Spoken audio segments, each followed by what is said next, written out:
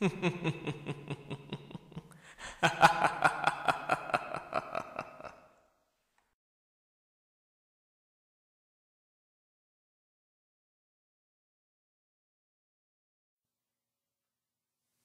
of the most amazing paintings I have ever seen are those of Thomas Alsman.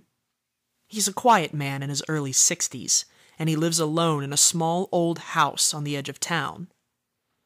Thomas is a portrait painter, the best any of us have ever seen. Each one of his paintings is a Mona Lisa. Every little detail of your head, face, and upper body is exact.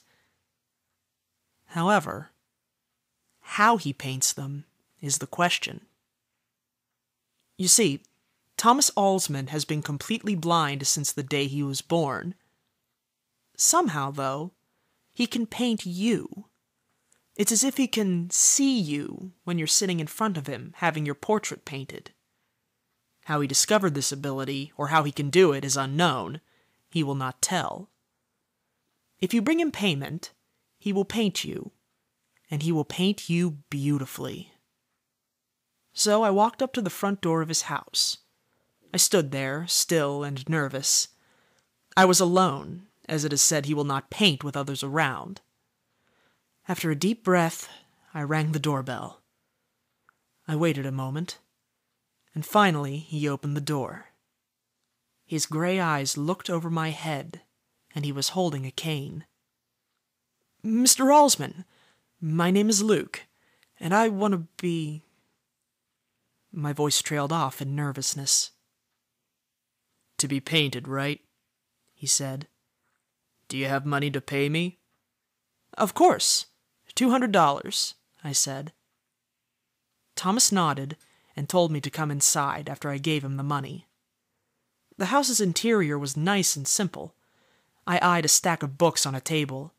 One was opened, and I could see it was written in Braille. He led me into a back room and told me to sit on a stool. Nothing was in the room except for a chair and canvas, the stool, and painting supplies. I sat down, and he sat behind the canvas. "Now, son, I must warn you. Sometimes I paint too far forward," Thomas said. Too far forward? What could that mean? Maybe he sometimes painted the wall behind the person, or the yard outside. I dismissed the comment. I had the feeling he wasn't all there. He started painting. I sat there for what seemed like forever. Neither one of us said a word, and not once did Thomas look at me. His eyes were closed the whole time. Perhaps he could see me in some way. Finally, he put his brush down. "It is done," he said, and motioned for me to come see. The painting was me, all right, down to every hair on my head. But the state I was in was horrible. I was laying on a wooden floor. My throat was sliced open. One of my arms was gone, and I was covered in what looked to be stab wounds, and bruises, and blood. My eyes were glazed over and bloodshot. I was dead. Thomas painted me after I had been brutally murdered. I was even wearing the same outfit I was currently wearing. I stepped back. "Why did you paint this?